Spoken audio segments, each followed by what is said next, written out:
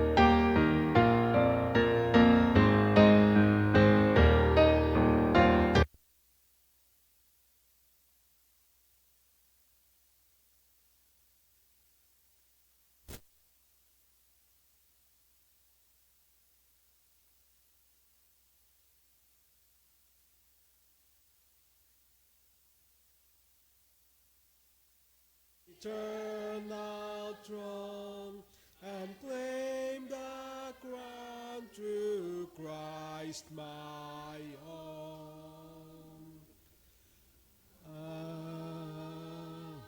Amen. Tayo po'y manalangin. Aming Diyos na dakila, kami po'y nagpapasalamat sa oras na ito. At kami po ay lumalapit sa trono po ng inyong pong biyaya. Hindi dahil sa aming pong kakayanan, hindi po dahil sa aming mga sarili, kundi sa pamamagitan ng aming Panginoong Yesus, na kung saan siya ang nag-aalay ng kanyang buhay.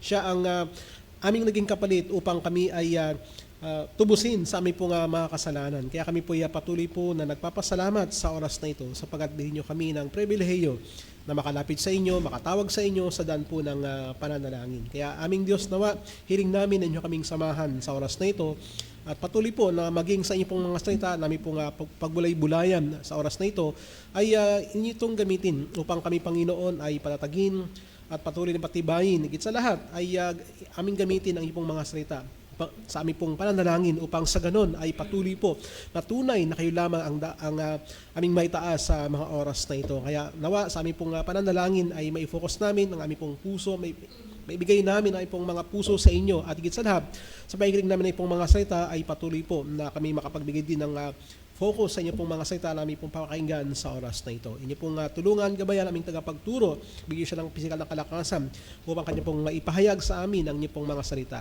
na may kalayaan. Ito pong aming hiling sa inyo sa ngalan po ni Jesus. Amen. Tayo po yung makakaupo mga kapatid.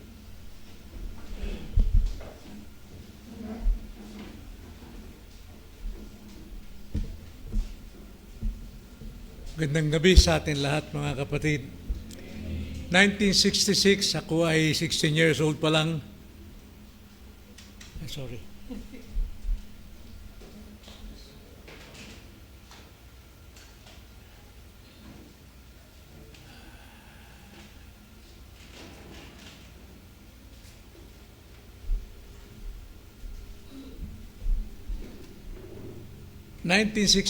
Malala ko, ako'y karelyebo ng tatay ko na maggwardya sa compound ng aming tiya sa Intramuros. Isang malaking compound na puno ng mga heavy equipments. At naalala ko noon na sa tuwing pupunta ko, natutuwa ako na dumaan sa karinderya ni Aling Pining. Itong karinderya niya, napakasarap ng pagkain. Talagang sabik na sabik kong pumunta roon para kumain bago pumunta roon sa aking pwesto. At sa tuwing pupunta ka roon, nakikita ko yung mga tao, tuwang-tuwa sila, at maraming dumarating, nagiging suki nila. At kami, mga customer, nagkakatuwaan, nagkakilanlan. Kami nagkukwentuhan, nagkakasayahan. Ngunit isang araw, makalipas siguro marahil mga isang taon, nakita ko na unti-unting nawawala ang mga customer dahil ang pagkain ni Aling Pining wala ng lasa. Hindi na siya masarap, hindi na siya kinauuhawan o kinasasabikan ng mga customer. At nawala na rin ang aming pagtitipon, masayang pagkakilanlan. Bakit po? Napag-alaman namin na si Aling Pining pumasok sa barkada at laging lasing. Matanda na siya, nasa mga 60 mahigit na siya, pero pumasok sa mga kaedaran niya na mahilig sa alak at siya'y lasing. At kapag siya nagluluto, lasing. Kaya hindi na tumatama yung kanyang timpla. So dahil doon, nabangkrap yung tindahan dahil hindi na siya nagbago. Well, marami pong Kristiyano na sa kanilang unang pamumuhay ng kanilang pananampalataya, sila'y masigla. Sila'y kaakit-akit. Sila'y masarap kausap. Nakakasayang kapiling palagi, pinananabikan ng mga tao. At maraming naaakay sa gawain. Sapagkat tuwang-tuwa yung mga kapatiran sa kanyang mga pananalita, pang-aakay niya. At mahiya kang hindi dumalo kapag ginaya ka niya. Subalit, tulad ni Aling Pining, unti-unting nawawala. Hindi na siya nakakaakay ng mga tao sa pagsamba at kadalasan tinatanggihan na siya kung siya nagyaya sapagkat hindi na makita sa kanyang buhay. Na paano natin panatilihin ang ganong patutuo? Bilang Kristiyano, maan nating panumbalikin yung ating first love, yung ating kasayahan, kasarapang kasama sa pamagitan ng salita ng Diyos. Minsan din nawawala ng ating lasa. Nasa inyo po ba ang lasa ng pagiging masarap kasama? Kung nawawala na yung lasa natin, tignan natin, pakinggan natin ang salita ng Panginoon kung paano natin ito may papanumbalik. Basahin natin ang Matthew chapter 5, verse 13. Matthew chapter 5, verse 13, ganito ang sabi. Kayo ang asin ng lupa. Ngunit kung ang asin ay tumabang, paano maipanumbalik o may babalik ang alat nito? Wala na itong kabuluhan, maliban sa itapon sa labas at tapakan ng mga tao. Pinamagatan ko itong ang nakakauhaw na Kristiyano. Nawa, maging kauhaw-uhaw tayo ng mga Kristiyano. Tayo manalangin. Panginoon, minsan maalala namin ang aming mga unang karanasan, andun sa amin ang kapanabikan, kasiglahan, kasayahan. At marami kaming nababahaginan ng mga salita ninyo at sila'y nauuhaw na kami pakinggan at sila'y sumasama sa amin sa aming pananambahan. Ngunit dumarating po ang kalamigan, nawawala po ang lasa, nawawala ang aming sigla. Panumbalikin niyo po kami, Panginoon, upang sa ganon, may sa katuparan namin ang iyong pong kautusan na kami po ay maging isang asin sa lupang ito upang mapanumbalik ang kasiglahan ng mga tao. Lahat ng ito'y samot dalangin namin sa pangalan ng Panginoong Hesus. Amen. Nalam natin ang context bago ipahayag ng Panginoon kung sino tayo bilang asin. Siya'y nagturo, nagsermon sa bundok at kanyang tinuruan ng kanyang mga alagad na ipakilala sa kanila na sila ay may katangatanging katangian. At ito ang sermon ng Beatitude. Na ang mga Kristiyano sila'y mapapalad sapagkat sila'y mayroong katangian na kaiba sa sanlibutan. At nais ng Panginoon na lahat ng katangian ito, mababasa natin chapter 5 ng Matthew, na kanilang may pamuhay upang ang kanyang mga hindi naabot na mga tao sa kanyang panlupang ministeryo ay maabot ng kanyang mga alagad. Sapagkat sinabi nga sa Matthew chapter 10 verse 24 to 25, ang sabi ng Panginoon doon, ang isang estudyante ay hindi humihigit sa kanyang guro. Ang estudyante ay maaring pumuntay sa kanyang guro. So maaari tayong pumuntay. At ang sabi pa sa John 14 verse 12, lahat ng aking ginagawa ay gagawin nyo rin at higit pa ang inyong magagawa. Totoo naman talaga. Noong ang Panginoon ay umakyat na sa langit at naiwan ang mga alagad, itong mga alagad nito talagang sila ay lumaganap. Ang kanilang salita, ang kanilang pangangaral ay kinasasabikan ng mga tao at maraming na-convert. Sila'y naglasang asin sa buong panahong iyon. Ganon din tayo. Dapat tayong maglasang asin. Now, paano natin mapapanatili ang ating kauhawan o pagiging kauhawan ng mga tao bilang asin? Now, total, ito po ay panalangin. Ating ipanalangin ng tatlong bagay o tatlong katotohanan na dapat nating ipanalangin upang mapanatili ang ating lasang asin. Idulog natin ito sa Panginoon ngayong gabi. Nauna, bilang asin, ipanalangin natin ang ating pagkakilanlan. Ano bang identity natin bilang Kristiyano? Matthew 5:13, ganito ang sabi, kayo ang asin. Sinabi mismo ng Panginoon, kayo ang asin. Hindi sinabing kayo ay tulad ng asin, kundi ang ating identity, ang ating pagkakilanlan, tayo ay diniklara ng Panginoon na asin. Ito ay isang pribilehiyo at ang pribilehiyong ito ay hindi maaring maalis sa atin. Tayo ay asin. Ibig sabihin po niyan, tayo ay puno ng biyaya ng salita. Colossus 4:6, ganito ang sabi ni Pablo sa mga Kristiyano, ang inyong pananalita naway laging may biyaya, na may timplang asin, upang inyong malaman kung paano ninyo dapat sagutin ang bawat isa. Taglay natin ang lasa ng ating pananalita, puno ng asin, puno ng biyaya, at ito ay ang salita ng Panginoon.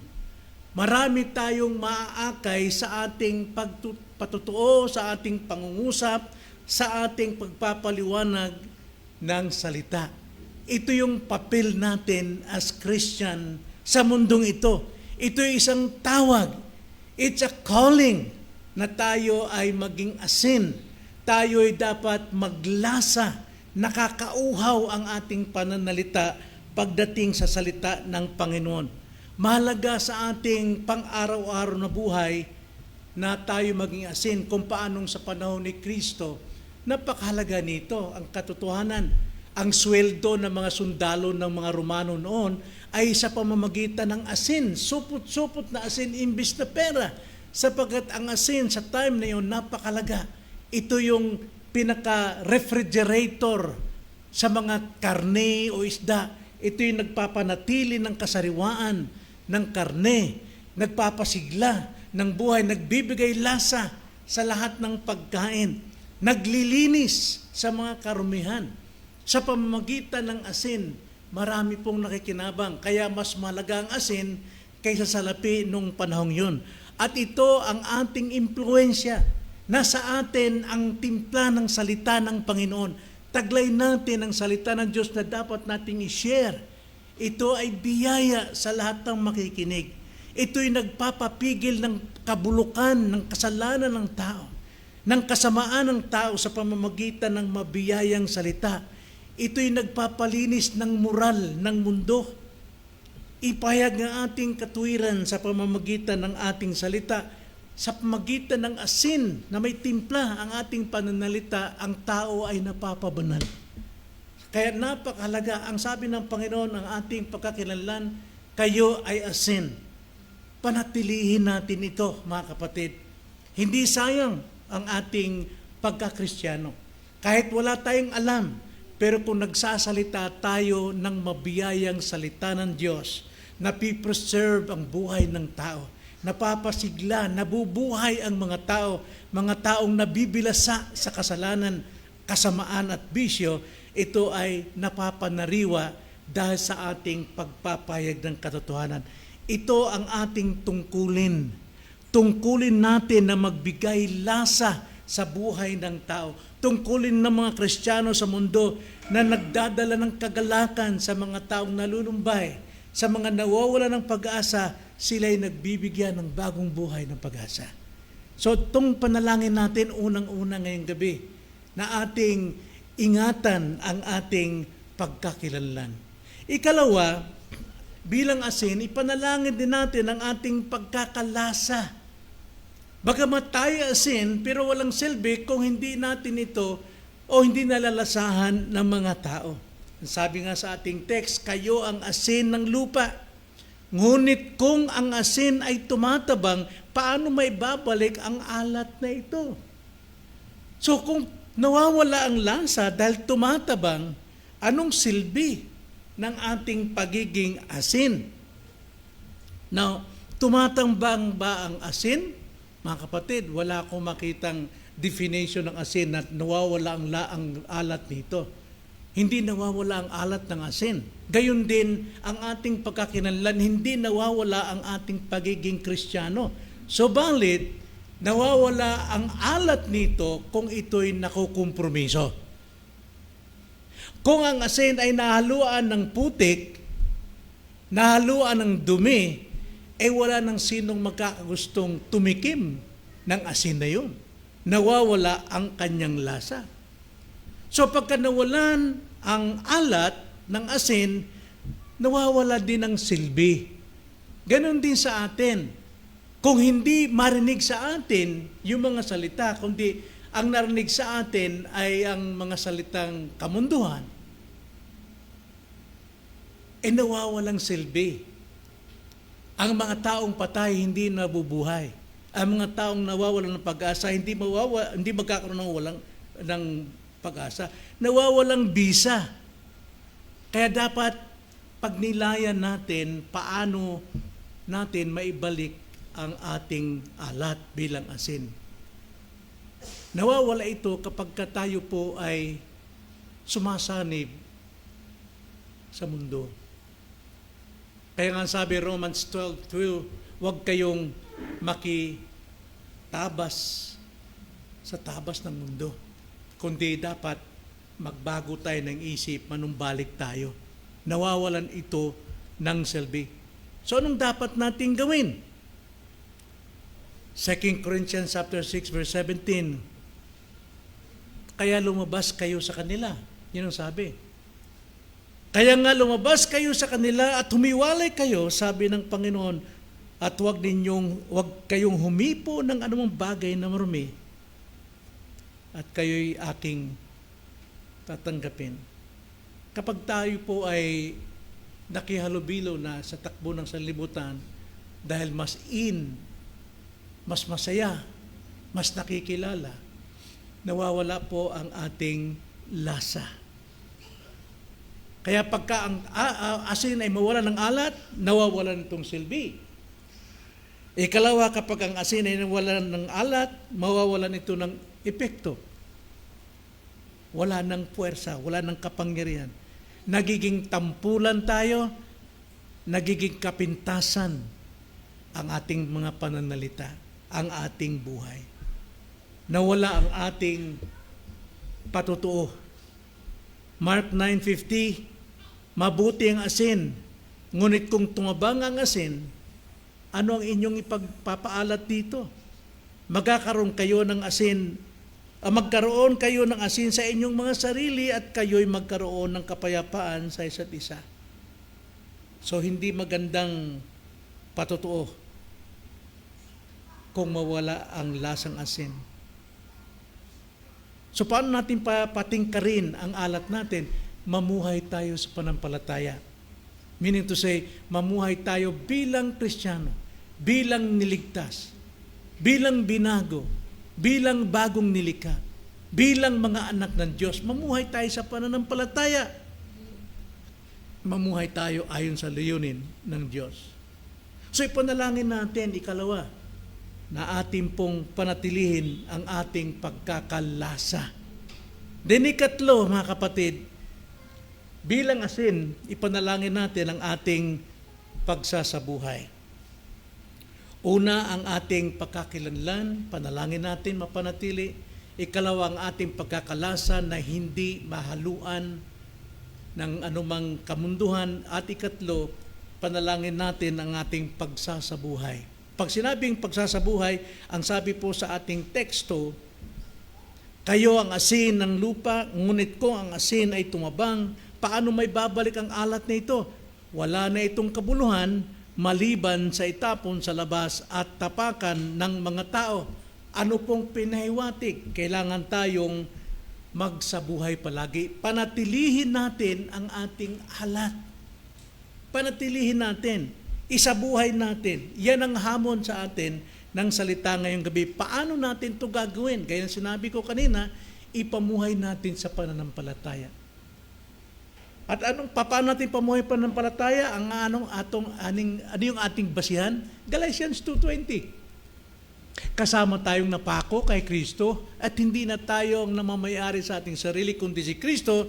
Kaya nga, ipamuhay natin ang buhay na ito kay Kristo na siyang tumubo sa atin at nanirahan sa atin. Ipamuhay natin sa pananampalataya. Live by faith upang mapreserba natin ang ating timpla. At sa pamuhay natin sa pananampalataya, kailangan natin mag-meditate palagi sa salita ng Panginoon. Lagi tayong magbulay. Huwag lang tayong magbasa ng bersikulo, kundi tanungin natin ang bersikulo. Paano ko nakikita si Kristo dito sa talatang ito? Ano yung tinuturo doon sa akin? Mayroon bang utos na dapat kong gawin?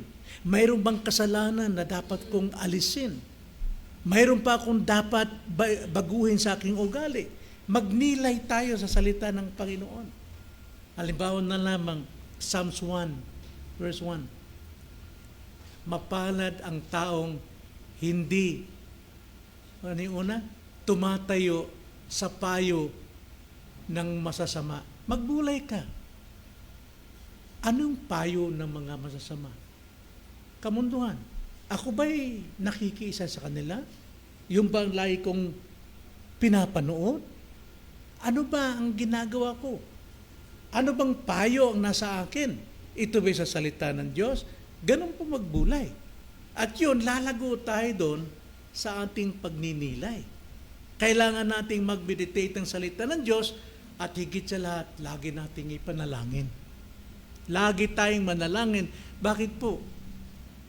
Well, sabi sa 1 Thessalonians 5:17 na atin laging nababasa, manalangin kayong walang patid.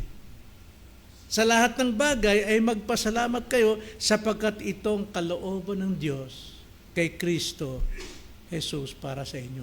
Kalooban palagi ng Diyos na tayo nakikipag-usap sa Kanya. Alam niyo ba mga kapatid, ang sekreto doon paano tayo lumalago bilang Kristiyano? Kapag tayo nananalangin, kausap natin ang Diyos palagi. Lagi tayong nalalapit sa Kanya. At nagsasalita tayo kung ano yung nasa laman ng ating puso. At alam natin, dinidinig tayo ng Diyos. Kaya lalo tayong nalalapit sa Kanya kapag tayo'y laging nananalangin. So ganun po yung pagsasabuhay natin ng ating alat, ng ating impluensya. Manatiling asin sa araw-araw. Manatiling may epekto. At ang epekto natin ay sa lahat ng dako. Hindi lang sa ating sarili, hindi lang sa ating pamilya, hindi lang sa ating kapitbahay, kundi sa lahat ng dako. Dapat kumakalat ang lasa natin. Naririnig tayo. Well, karamihan po ng mga preacher, naririnig sila. Katulad halimbawa si B-Boy, nag-preach siya doon kila Jeremiah. Kalat na yung kanyang pagkakilala. Naririnig ang kanyang salita kung paano siya mangaral. Ganon din naman tayo kapag tayo nag-share sa ating anak. Yung anak natin magpaparatuin minsan yan sa kanyang mga kaibigan. Kung nag-share tayo sa ating kapitbahay, yung kapitbahay natin, isusumbong ka kung saan, i-chismis ka talaga.